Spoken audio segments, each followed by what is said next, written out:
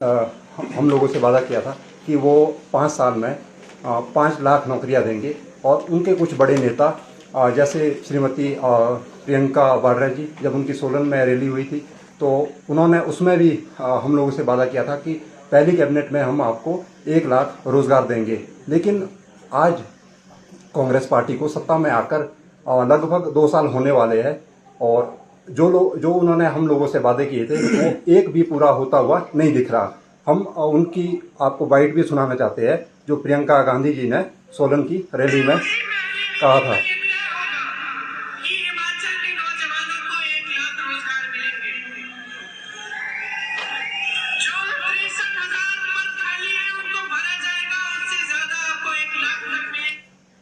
अब हम आज आपके माध्यम से जो कांग्रेस पार्टी का जो 2 साल का कार्यकाल रहा है उसमें उन्होंने जितने भी काम किए, ज़्यादातर तो हमारा उसमें शोषण ही हुआ है, लेकिन एक उनका एक अच्छा काम भी है और उसकी हम सराहना भी करना चाहते हैं। जब कांग्रेस पार्टी दिसंबर 2022 में सत्ता में आई तो उसके कुछ दिन बाद ही 25 दिसंबर 2022 को एक पेपर हुआ था। तो उस पेपर में जो पहले से कमीशन में धांधली चली आ रही थी उसमें वो धांधली उजागर की गई और उसके बाद कमीशन बंद हुआ और उसमें विजिलेंस की इंक्वायरी भी बैठाई गई और वो अभी तक चली आ रही है। तो उसके लिए हम सरकार का धन्यवाद करते हैं कि उन्होंने उस तरह की धांधली को उजागर किया और जो लोग उसमें नौकरियां बेच रहे थे और उनके ऊपर केस चलाया। तो लेकिन उसके बाद जो उन्होंने हमारे साथ जो ठगी की है, जो हम लोगों का बेवकूफ़ बनाया है, तो उसके बाद जो सरकार ने क्या किया, एक कमेटी बनाई, श्री दीपक सानंद जी की अध्यक्षता में कमेटी बनाई। तो उन्होंने भी कुछ अपना समय लिया और उसके बाद जब उनकी रिकमेंडेशन आई तो उस रिकमेंडेशन पर जो 30 सितंबर 2023 को नया चयन आयोग बना और उस चयन आयोग को बन के भी आज लगभग 1 साल होने वाला है। दुख की बात यह है कि उन्होंने 1 साल में मात्र 1 पोस्ट कोड का एग्जाम करवाया है, जबकि उनके पास पेंडिंग लगभग 86 पोस्ट कोड है। ये नोटिफिकेशन है और इस नोटिफिकेशन आउट हुई है 29/10/2022 को। तब से लेकर और इसमें हमने करोड़ों रुपए तो उनको फीस दी है, तब से लेकर ये सारे पोस्ट कोड वहाँ पे पेंडिंग है। और हम लोगों को जब हम उनसे पूछते हैं सरकार से कि भैया आप भर्ती क्यों नहीं करा रहे, तो हम लोगों को जवाब मिलता कि हम उसको ऑनलाइन करना चाहते हैं। और ऑनलाइन का हाल ये है सर कि 1 साल से उनको ऑनलाइन कनेक्टिंग एजेंसी नहीं मिल रही और इसको हमारा ये मानना है कि इसको जानबूझ के डिले किया जा रहा है। और दूसरा पॉइंट इसमें जो हम रखना चाहते हैं आपके सामने, सरकार ने शोषण करने के नए नए तरीके अपना लिए। अब एक नया तरीका क्या है और इसमें मुझे लगता है सरकार को पेटेंट भी करवा लेना चाहिए। एक नया तरीका ये है, जब उनको लगता है कि युवाओं में आक्रोश है, युवा नाराज है, तो वो कैबिनेट से कुछ पोस्टें अप्रूव कर लेते हैं और उसके बाद जो उसकी रिक्रूटमेंट प्रोसेस है वो शुरू नहीं करते। अभी हमारे पास डेटा है, लगभग इनके 2 साल के कार्यकाल में लगभग 6500 से ऊपर की पोस्टें जो इन्होंने कैबिनेट से अप्रूव कर रखी है, लेकिन उसका जो रिक्रूटमेंट प्रोसेस है वो अभी तक शुरू नहीं किया। वो सिर्फ हम लोगों को बेवकूफ़ बनाया जा रहा है। और जो तीसरा पॉइंट हम इस पर रखना चाहते हैं, जो हमारे सीएम साहब है वो हर जगह जहां भी जाते हैं, सार्वजनिक मंच पर या मीडिया के सामने जब भी जाते हैं, कभी वो 20 लाख, कभी वो 20,000 नौकरियां देने की बात करते हैं कि हमने 20,000 नौकरियां दी, कभी वो 25 बोलते हैं, कभी वो 30 बोलते हैं। लेकिन जो हमारे पास ऑफिशियल डेटा है, एक तो हमारे पास ये रिपोर्ट है जो एचपीपीएससी ने राज्यपाल महोदय को जो सबमिट की है, उसमें उन्होंने बताया है कि हमने 1 साल में 1460 नौकरियां दी है युवाओं को। और जो दूसरा उनका कमीशन है वो तो पहले से बंद है, HPRCA पहले से बंद है। उन्होंने मात्र एक पेपर कराया है, उसका भी जो रिजल्ट है वो अभी पेंडिंग है। और तीसरी बात, जो इनके ही कांग्रेस पार्टी के एक एमएलए है धर्मपुर मंडी के श्री चंद्रशेखर जी, उन्होंने अभी हाल ही में जब विधानसभा सेशन हुआ था तो उसमें उन्होंने क्वेश्चन पूछा था कि आप बताओ, आपने क्लास 3 और क्लास 4 में युवाओं को कितनी नौकरियां दी। तो उसमें जो सरकार का जवाब आता है, ये हमारे पास उसकी कॉपी है, तो इसमें जो सरकार का जवाब आता है कि हमने 885 नौकरियां दी है 1 साल में युवाओं को सिर्फ। और इसमें भी हमारा ये मानना है कि इसमें भी 3-4 पोस्ट कोड ऐसे हैं जिसके पेपर अभी होने हैं, पेपर भी नहीं हुए, लेकिन वहां पे बोल रहे हैं कि हमने नौकरियां दे दी। तो हम सीएम साहब से ये पूछना चाहते हैं, जो आप 30,000 का क्लेम करते हैं, वो वो भर्तियां आपने किन लोगों को दी और कौन से कमीशन के माध्यम से दी आपने और उसका क्या रिक्रूटमेंट प्रोसेस था। और इसके बाद जो हमारा चौथा पॉइंट है, वो जो इनके 2 साल का कार्यकाल का चौथा पॉइंट है, उसमें जो मैक्सिमम जो भर्तियां है वो आउटसोर्स पे कर रही है। जबकि जो इलेक्शन से पहले जो इन्होंने हम लोगों से वादे किए थे, जो इनके बड़े बड़े नेता है, उन्होंने हम लोगों से वादे किए थे कि हम सिर्फ पक्की नौकरियां देंगे। इन्होंने यहाँ तक बोला था कि अगर आपको पक्की नौकरियां चाहिए तो हम लोगों को वोट दो, अगर आपको आउटसोर्स में नौकरियां चाहिए तो दूसरी पार्टी को वोट दो। तो लेकिन आज हाल ये है, लगभग जो हमारे पास डेटा है उसमें इन्होंने अपने 2 साल के कार्यकाल में 10,000 नौकरियां आउटसोर्स कर दी है, जिसकी हम कड़ी निंदा करते हैं, क्योंकि हम लाइब्रेरी में बैठकर मेहनत कर रहे हैं और हमारी जो पक्की नौकरियां है वो आउटसोर्स वालों को दी जा रही है। बाकी आउटसोर्स में बाली जी बेहतर बताएंगे, क्योंकि आउटसोर्स के खिलाफ केस भी लड़ रहे हैं। नमस्कार, मैं शिक्षित बेरोजगार संघ अध्यक्ष बालकृष्ण भारतीय संविधान के चौथे स्तंभ मीडिया और पत्रकार साथियों का स्वागत करता हूं।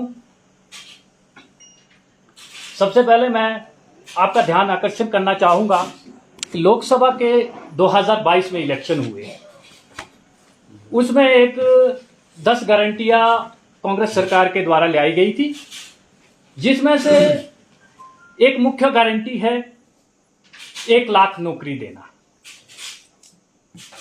उस गारंटी पे हम मीडिया का ध्यान आकर्षित करते हैं। साथ में आज की वर्तमान स्थिति की भी बात करते हैं कि आज 2.5 साल होने के लिए हुए हैं। 2.5 साल का मतलब 2 सालें हो गई, तो 2 लाख नौकरियां होनी चाहिए। जो गारंटी थी उसमें पूरे 5 वर्ष के लिए 5 लाख नौकरियां थी। वो किस प्रकार की थी उसका भी अलग अलग तरीका होता है। अब मैं बताना चाहूंगा कि मुख्यमंत्री के बीच में हम सुनते हैं मीडिया के माध्यम से, मुख्यमंत्री ने बोला कि हम 30,000 सरकारी नौकरियां देते हैं, जो इस मुख्यमंत्री के फेसबुक पेज में भी हमने देखा है। तो इसमें उसके साथ ही हम दूसरा बताना चाहेंगे कि जो कमीशन के थ्रू जिसके पेपर होते हैं, जो एक शिक्षित अभ्यर्थी होता है वो किस तरीके से पेपर देता है, इस टाइम उसका आंकड़ा एक कागजी रूप में हमें मिला है 885 पोस्टें, जिनके अभी तक पेपर हुए हैं 2 साल के कार्यकाल में। दूसरी बात मैं रखना चाहूंगा कि एक टीजीटी पीजीटी की भर्तियां चली हुई है। शिक्षा विभाग के शिक्षा मंत्री के द्वारा कहा जाता है कि हमने 6,000 वैकेंसियां निकाली है, अभी तक कमीशन के माध्यम से एक भी वैकेंसी नहीं आई है।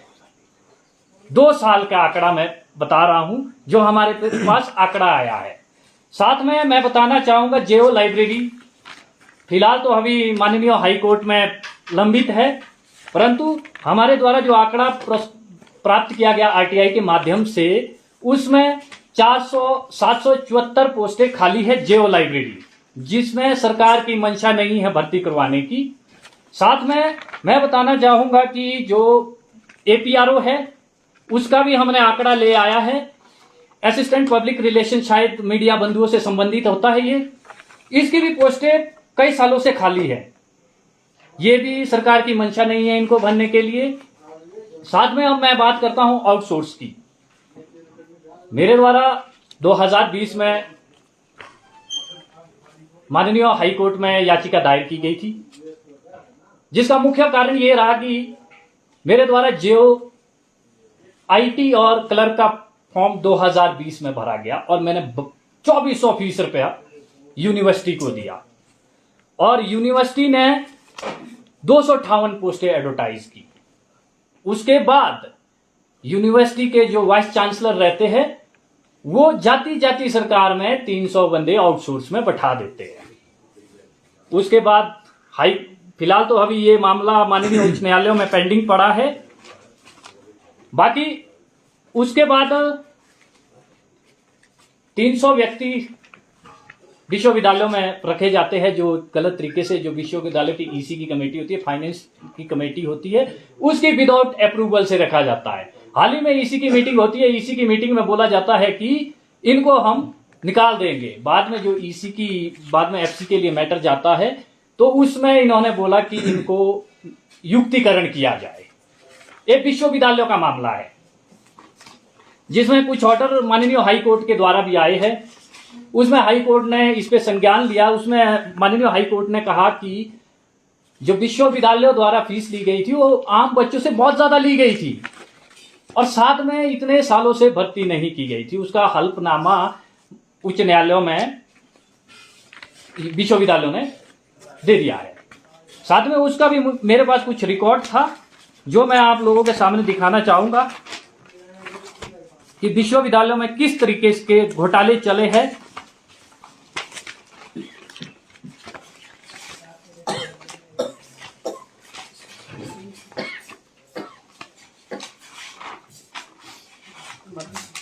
और इस तरह अलग अलग विभागों में भी आउटसोर्स की भर्तियां शुरू की गई है।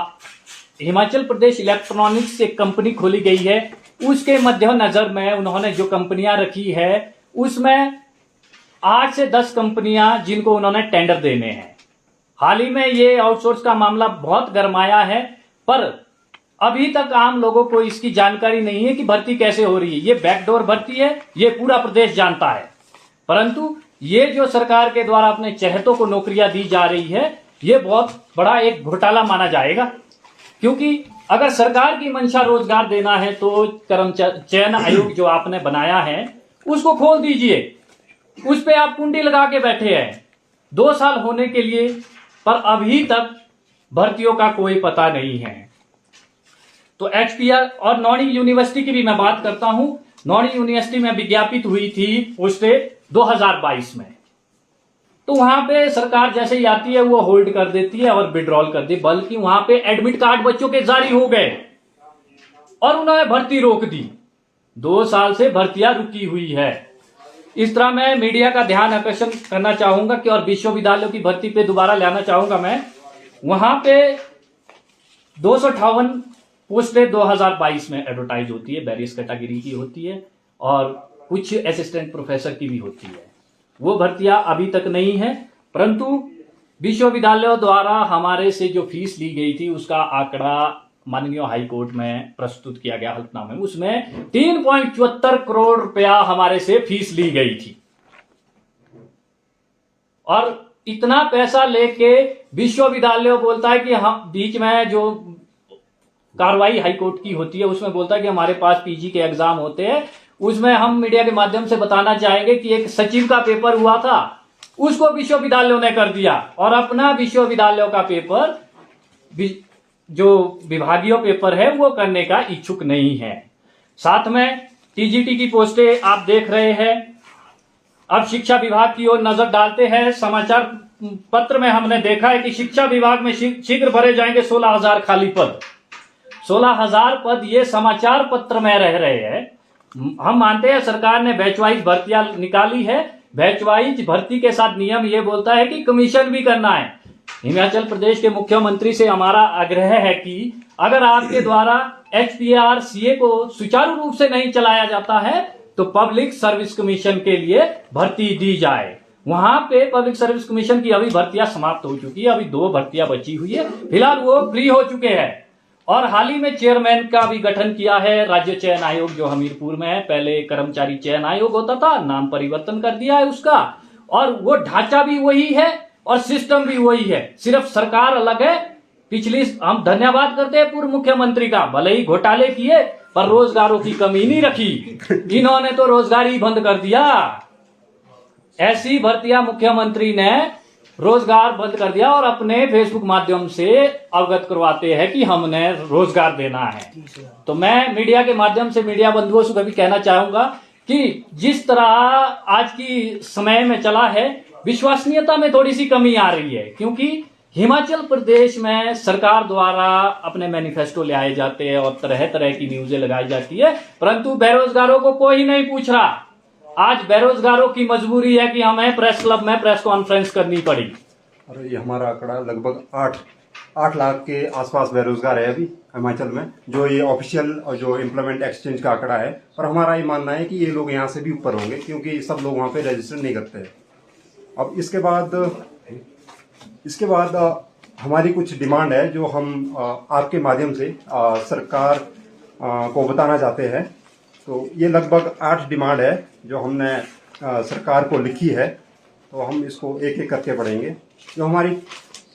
जो हमारी पहली डिमांड है वो है start proper functioning of HPRCA and conduct the exam which is entangled with HPRCA।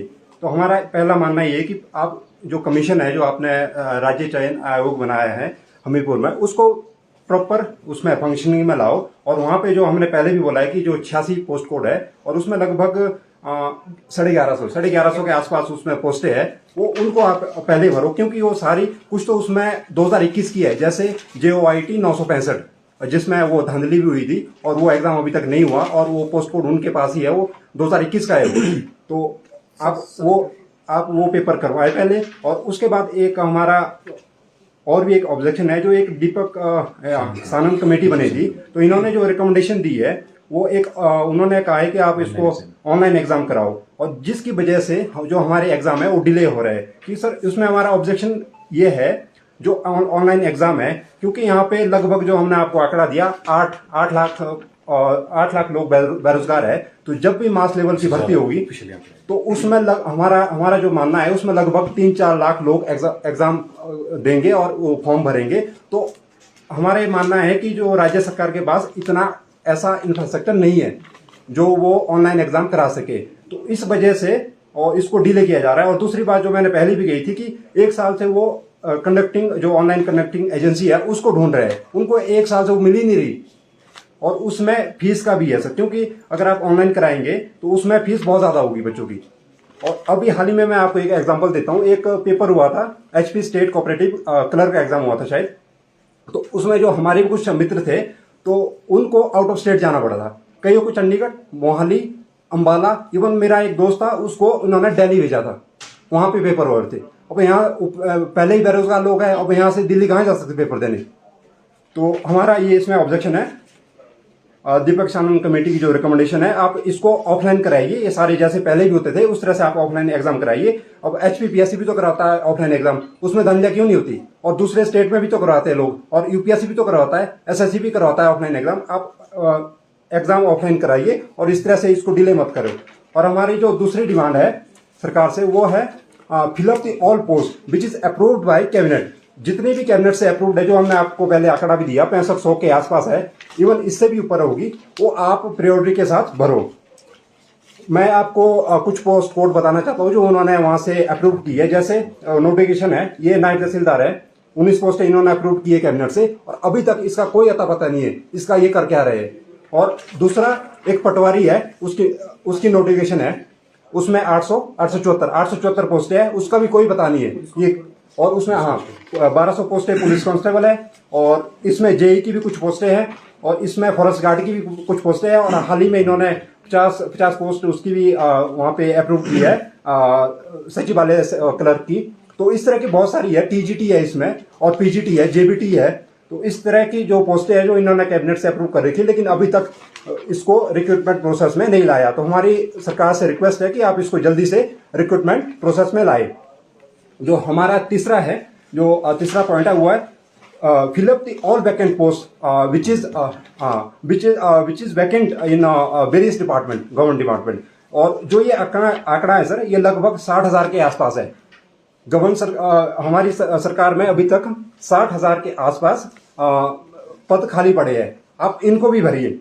और हमारी जो चौथी डिमांड हमारी ये है कि stop rejoining and extension of retirees.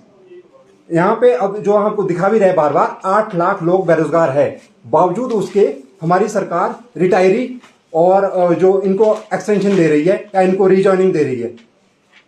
हम सरकार से पूछना चाहते हैं कि आपकी ऐसी क्या मजबूरी है जो आप रिटायरी को एक्सटेंशन दे रहे हैं, रीजॉइनिंग दे रहे हैं?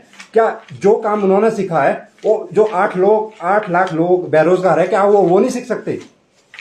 तो हमारी सरकार से रिक्वेस्ट है कि आप इस तरह के काम मत कीजिए, और जो 8 लाख लोग बेरोजगार है इनको ये नौकरी दी जाए। और हमारी जो 5वीं डिमांड है सर, वो ये है कि जो आउटसोर्स का है, stop outsourcing the permanent job of Himachal Pradesh, जो अभी बाली जी ने भी बात की इस बारे में। आउटसोर्स का ध्यान आपका दोबारा आकर्षित करना चाहूंगा। आप देख सकते हैं इस पेज में एडवर्टाइज होती है दो पोस्टें, और सरकार द्वारा आउटसोर्स में बैठाए जाते हैं 6 लोग। आपके पास पोस्ट 2 है और बैठाने का काम 6 का है। क्या काम करते होंगे एक्स्ट्रा लोग? क्योंकि सरकार बोलती है आर्थिक स्थितियां कमजोर है, तो अगर आर्थिक स्थिति है 2 की जगह 6 कैसे हो रहे हैं? इस तरह एक ही बात नहीं है कंप्यूटर प्रोग्रामर की नहीं है। ये जितनी भी भर्तियां है इसमें 2 गुना 3 गुना कुछ तो 10 गुना एक्स्ट्रा हो गए। इस तरह भर्तियां चली है आउटसोर्स की। अब जो हमारा छठा पॉइंट है ये है सर, जो इन्होंने पहले यूनिवर्सिटी है उसमें जो पहले एडवर्टाइज की थी पोस्टें, जैसे पहले एचपीयू में जो इन्होंने पहले भी बात की 2020 में ये पोस्टें एडवर्टाइज हुई थी, लेकिन उसके बाद 2022 में इन्होंने उनको रीओपन किया और अभी तक ये पेंडिंग है। और एक नॉन यूनिवर्सिटी है उसमें भी जो वहाँ पोस्टें निकली थी वो अभी तक पेंडिंग पड़ी है। और एक एसपीयू मंडी उसमें भी कुछ पोस्टें निकली थी, वो अभी तक पेंडिंग पड़ी है, तो आप इनको भी निकालें। और जो हमारा सातवां पॉइंट है, जो 7वीं डिमांड है, वो है स्टॉप मर्जर ऑफ नायब तहसीलदार विद एचपीएस कैडर। इसके लिए हम सर पहले भी मिले हैं, शिक्षा मंत्री जी से भी मिले हैं और रेवेन्यू मिनिस्टर उनसे भी मिले हैं, पर वहां से हम लोगों को कोई भी पॉजिटिव रिस्पांस नहीं आया अभी तक। ये लोग सर इसको एचएस के साथ मर्ज करना चाहते हैं, लेकिन इसमें हमारे 2-3 ऑब्जेक्शन है। एक तो हमारा एज क्राइटेरिया को लेकर है, क्योंकि जो एचएस में है उसमें जो जनरल की एज है वो 35 है, और जो नायब तहसीलदार में उसमें आपको 45, उसमें आपको 45 साल मिलते हैं, तो 35 साल तक आप एग्जाम दे सकते हैं। तो इसमें जो 35 साल से ऊपर हो गए हैं उनका इसमें नुकसान है। तो हम हमारी सरकार से ये रिक्वेस्ट है कि आप इसको जैसे ओल्ड पैटर्न उसके साथ पहले हो रहा था उसी तरीके से करें इसको। और दूसरी जो हमारी इसमें ऑब्जेक्शन है वो है पैटर्न और सिलेबस। जो नायब तहसीलदार का पैटर्न और सिलेबस वो एकदम अलग है एचएएस से, क्योंकि अगर इसको आप एचएएस के साथ मर्ज करते हैं तो इसमें जो नायब तहसीलदार की तैयारी कर रहे हैं उनको अलग से एक तो ऑप्शनल तैयार करना पड़ेगा, और ऑप्शनल तैयार करने में लगभग आपको 1 साल लगता है, और आपको अलग से फिर उसमें कोचिंग वगैरह भी लेनी पड़ती है और एक्स्ट्रा खर्चा और एक्स्ट्रा टाइम है उसमें, और ऊपर से आपको सीसेट की भी तैयारी करनी पड़ती है, और इसमें बहुत सारी एग्जाम है एचएएस में। तो इसलिए हमारा ये ऑब्जेक्शन है कि आप इसमें ये ऑब्जेक्शन हमारा पैटर्न और सिलेबस को लेके, और ये डिमांड ये है हमारी कि आप इसको मर्ज मत करो, जैसे पहले हो रहा था वैसे इस एग्जाम को आगे भी कंडक्ट कराएं।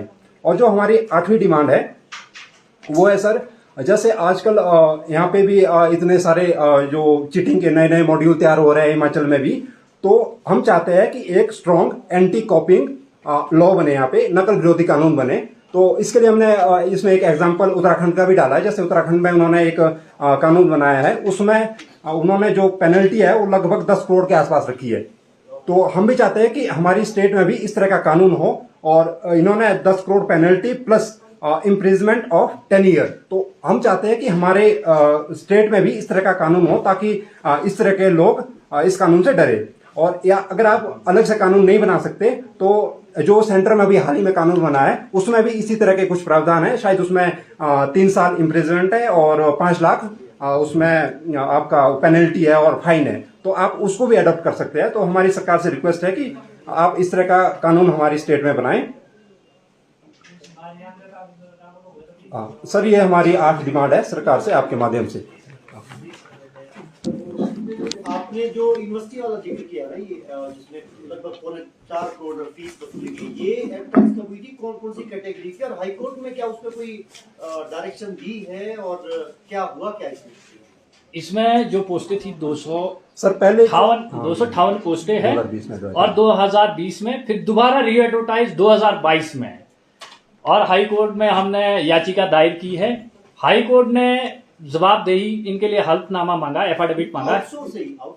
हाँ जी, ये एडवर्टाइज हुई थी, पर एडवर्टाइज विड्रॉल करना क्या कारण रहा, फिर हमने जब याचिका आउटसोर्स के अगेंस्ट डाली, मेरे द्वारा याचिका दायर की गई थी क्योंकि मैंने फीस 2400 पे की थी एडवर्टाइज के लिए, परंतु पूर्व सरकार द्वारा वहां पे आउटसोर्स बैठाए गए और एडवर्टाइज को डस्टबिन में डाला गया। और हमारा जो फिर माननीय हाई कोर्ट में जब ये एफिडेविट दायर करते हैं, इनकी मंशा ये बोलते हैं कि हम सरकार की परमिशन ले रहे हैं। जब हमारे तक एफिडेविट पहुंचा है उसके तहत हमारे को फीस मिली है 3.74 करोड़। इतनी फीस हमारे से एकत्रित हुई है और जिन लोगों ने फॉर्म भरे। फिलहाल अभी ये मामला विचाराधीन है, परंतु हमारा कहना इतना ही है कि जब आपने एडवर्टाइज की है तो आउटसोर्स में बैठाने की क्या कारण रहा। आउटसोर्स में आप बैठाओ, उसके लिए हमारा कोई ऑब्जेक्शन नहीं है, पर भर्तियां है वो सुचारू रूप से होनी चाहिए। आपको मैं बताना चाहूंगा कि जब एडवर्टाइज होती है, अगर 2 पोस्टों के लिए एडवर्टाइज होती है, 6 पोस्टों के लिए कैंडिडेट अपने चहते बैठाए जाते हैं जो यूनिवर्सिटी में बैठाए गए हैं। इस तरह हर कैटेगरी के लिए ये पोस्टें निकली थी। क्लर्क हो गया। मौजूदा सरकार का क्या स्टैंड है इसमें? ये तो पूर्व सरकार का। मौजूदा सरकार और पूर्व सरकार ये दोनों डामाडोल खेल रही है, क्योंकि अगर मंशा रोजगार देने की है तो क्लियरिटी है कि जब आपने आउटसोर्स बैठाए है तो उन्हें निकाल दीजिए, क्योंकि अभी तक विश्वविद्यालयों में वाइस चांसलर भी परिवर्तन नहीं हुआ है। अब वो अंदरूनी मामला है सरकार का, उसका हमें कोई लेना देना नहीं। हमें हमारी पोस्टों से लेना देना है, और जो आउटसोर्स में बैठाए गए हैं वो क्यों बैठाए गए, जब एडवर्टाइज हुई है, जब हमने फीस की है और एडवर्टाइज की जाए, इसमें समय निश्चित हो, क्योंकि यूनिवर्सिटी द्वारा इतना डिले करना बेरोजगार के लिए बहुत तड़प होती है। आपने इतने सारी, आप तो पूरी तैयारी करके आए, जैसे कंपटीशन की तैयारी करते हैं आप, इस पर पूरे आंकड़ों के साथ आए। आप सरकार नहीं कर रही है, आउटसोर्स भर्ती कर रही है, आपका संगठन क्या करेगा? क्या हमारे संगठन से मिलेगा, क्या करेगा? हमारे संगठन के द्वारा आज प्रेस कॉन्फ्रेंस की गई है, जिसमें आज हिमाचल प्रदेश के पूरे संगठनों से भी आह्वान किया गया है कि आप 20 तारीख को सचिवालयों के पास आइए। 20 तारीख यानी शनिवार को सचिवालयों के पास हम एकत्रित होंगे और ये जो हमारी 12 सूत्री मांग पत्र है इसको हम सौंपने जा रहे हैं। अब मुख्यमंत्री का और प्रशासन का क्या रुतबा रहता है वो उनको है, हमारा काम है कि हमारी जो मांगे हैं वो मुख्यमंत्री तक पहुंचे। हमने डीसी एसपी महोदय को भी बता दिया है कि हमने मुख्यमंत्री से मिलना है। हमारा मामला सिर्फ ये है, जो हमने ये 8 सूत्री मांग पत्र बनाया है इसको लागू किया जाए और हिमाचल प्रदेश में 8 लाख बेरोजगारों को रोजगार का रास्ता खोला जाए। और किसी का कोई क्वेश्चन? सर आपका कुछ क्वेश्चन हो तो आप जरूर पूछिए। आपने काफी अच्छा, ये कुछ बोलना चाहते हैं लड़कियों के इसमें?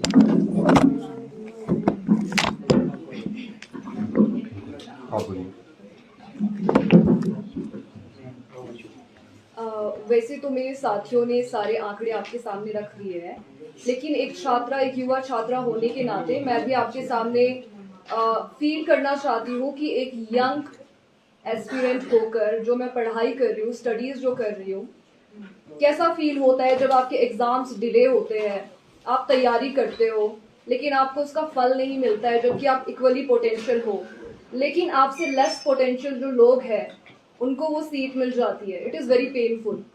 तो मैं अपने 1-2 पॉइंट्स आपके सामने रखना चाहती हूँ, और ये पॉइंट्स सिर्फ मेरे अपने पर्सनल पॉइंट्स नहीं है, ये पॉइंट्स मेरे क्षेत्र के जो युवा है, जो स्टूडेंट्स हैं, मेरे गांव की जो लड़कियां हैं, जो लड़के हैं, जो इस मोटिव से यहाँ शहर, हमारी कैपिटल शिमला में आए हुए हैं कि हम स्टडीज करेंगे, एक अच्छी अपने पोटेंशियल को प्रॉपरली यूज करेंगे, उनके बिहाफ पर मैं 1-2 पॉइंट्स प्रेस के माध्यम से हिमाचल प्रदेश सरकार के सामने रखना चाहती हूँ। पहली बात तो ये है कि जो पहला पॉइंट है दैट इज कि मेरे जो साथी है जो लाइब्रेरी में तैयारी कर रहे हैं, मैं भी प्रिपेयर कर रही हूँ, हम सब दिन रात इफ आई सी तो वो सुबह 7 बजे आ जाते हैं, शाम को 7 से 8 बजे वो घर जाते हैं। तो आप सोचिए वो 9 से 10 घंटा पढ़ाई कर रहे हैं। कई बार ऐसा होता है कि पेरेंट्स भी फाइनेंशियली सपोर्ट नहीं करते बिकॉज एग्जाम डिले होते जा रहे हैं, तो उनका जो हमारे पोटेंशियल पे ट्रस्ट है वो टाइम के साथ जाता जा रहा है। और क्या हो रहा है कि हमें फाइनेंशियली अपनी तैयारी को खुद ही सपोर्ट करना पड़ रहा है। हम अपना ब्रेकफास्ट बनाते हैं, 9 से 10 घंटा हम लाइब्रेरी में बैठते हैं, उसके बाद क्लासेस लेते हैं, ट्यूशंस लेते हैं। सो ये आसान नहीं है, फिर भी खुद को मोटिवेट रखना होता है। हमें प्रेस करने की ये नौबत आ गई है, सरकार हमारी बात को नहीं समझ रही है। आई थिंक रिस्पॉन्सिबल लीडर्स जो है they should come forward, they should talk to us, they should talk to the students. First point is that कि स्टूडेंट्स आर प्रिपेयरिंग, लाइब्रेरी भरी हुई है, हर जगह आप देखो स्टूडेंट्स तैयारी कर रहे हैं, लेकिन उनको ये अगर पूछा जाए कि एग्जाम कब है तो they don't have proper clarity कि एग्जाम कब है। आई थिंक कि प्रॉपर नोटिफिकेशंस जारी होनी चाहिए, स्टूडेंट्स को क्लैरिटी होनी चाहिए कि क्या एग्जाम कब आने वाला है, किस चीज़ की हमें तैयारी करनी है, ताकि सिस्टमैटिकली वो अपने एनर्जी को उसमें चैनलाइज कर सके। लेकिन कोई नोटिफिकेशन प्रॉपर नहीं आ रही है, मतलब जो स्टूडेंट्स अपनी जो एनर्जी है उसको वेस्ट कर रहे हैं, यूटिलाइज नहीं कर रहे हैं। हम जो अपनी नॉलेज है बस उसको इकट्ठा कर रहे हैं, और जैसे वो स्टेगनेंट वाटर होता है ना जिसमें बदबू आने लग जाती है, वो वैसा ही हो रहा है। हमारी एनर्जी, हमारा पोटेंशियल जो है वो वेस्ट हो जाएगा। तो नोटिफिकेशन प्रॉपर होनी चाहिए, प्रॉपरली हर एक बात को मद्देनजर रखते हुए सरकार को इस बारे में सोचना चाहिए, इस विषय को गंभीरता से लेना चाहिए, because we are very frustrated as youngsters. ये बहुत फ्रस्ट्रेशन से भरा हुआ एक विचार है कि हमें यहाँ पर कॉन्फ्रेंस करनी पड़ रही है। गवर्नमेंट बात, I think responsible government should come forward, leader should come forward, education minister should come forward. That is what in democracy, तभी तो हम उनको चूज करते हैं, तभी तो हम उनको इलेक्ट करते हैं। आई correct my word with elect. दूसरी बात जो है, पहली बात ही नोटिफिकेशन प्रॉपर होनी चाहिए, उनको प्रॉपर क्लैरिटी होनी चाहिए। और दूसरी बात ये है कि जो लड़कियां हैं, एक लड़की होने के नाते और एक स्टूडेंट होने के नाते मैं एक पॉइंट और रखना चाहती हूँ जो कि बहुत इंपॉर्टेंट पॉइंट है। मेरे क्षेत्र की बात छोड़िए, आई कम्स फ्रॉम डिस्ट्रिक्ट सिरमौर, शलाई क्षेत्र है मेरा। मेरे गांव की अगर मैं सिर्फ मेरे अपने गांव की बात करूं तो मेरे गांव में 200 से 300 लड़कियां लड़के हैं जो अभी अपनी ग्रेजुएशन, अपनी मास्टर्स के फेज पे है। अभी ये जो उनका टाइम है बहुत इंपॉर्टेंट है, बहुत ज्यादा। अगर मैं उसमें देखूं तो 100 से 150 जो है वो लड़कियां हैं। हमें लोग बोलते हैं कि अभी आप पोटेंशियल है, आप तैयारी करिए, और 20 से 23 साल की उम्र है जिसमें हम तैयारी करते हैं, सोचते हैं कि हम भी जॉब लेंगे, अपने पेरेंट, अपने भाइयों की तरह इक्वली हम भी पार्टिसिपेट करेंगे अपने देश को, प्रदेश को आगे ले जाने में। लेकिन क्या होता है कि जैसे एग्जाम डिले होते हैं तो हमारी जो एज है, हमारी जो एनर्जी है, आपको नहीं लगता कि अभी जो हमारी एज है 22-23, हम तैयारी कर रहे हैं, आने वाले टाइम में अगर ऐसे डिले करा जाएगा तो आई थिंक हमारी तो शादियां हो जाएगी। उसके बाद हमारा जो पोटेंशियल है, हमारी जो एनर्जी है, where we will utilize this energy, फिर तो लड़के आगे जाएंगे। मेरे जो साथी है, मेरे जो भाई है, ये 3 साल वेट कर लेंगे, 4 साल वेट कर लेंगे, लेकिन मेरे पेरेंट्स 2 या 3 साल एक्स्ट्रा वेट कैसे करेंगे? जहां पे as a young educated girl मेरे पास डिग्री होते हुए भी दे शुड, मैं एक समाज के लिए एक होना चाहिए था कि हाँ, ये जो लड़कियां हैं हमारी वो आगे लेके जाएगी, वो इक्वली पार्टिसिपेट कर रही है। वहां पे हम बोझ बनते जा रहे हैं, हमारे पेरेंट्स को दहेज देना पड़ रहा है 1-1.5 लाख, तब जाके हमारी शादियां हो रही है। डिग्री हमने ली है लेकिन हमारे पास जॉब्स नहीं है। We are potential but still हमारे पास नहीं है। तो मैं यही बोलना चाहूंगी कि रिस्पॉन्सिबल लीडर्स आगे आए और इस विषय को गंभीरता से ले। यूथ जो है वो यूजलेस नहीं है, they are used less. So please responsible leader should come forward, they should understand a point, they should understand a pressure, what do we feel, they should talk to us, they should see a hard work, a dedication, and that is all, that is my prime concern.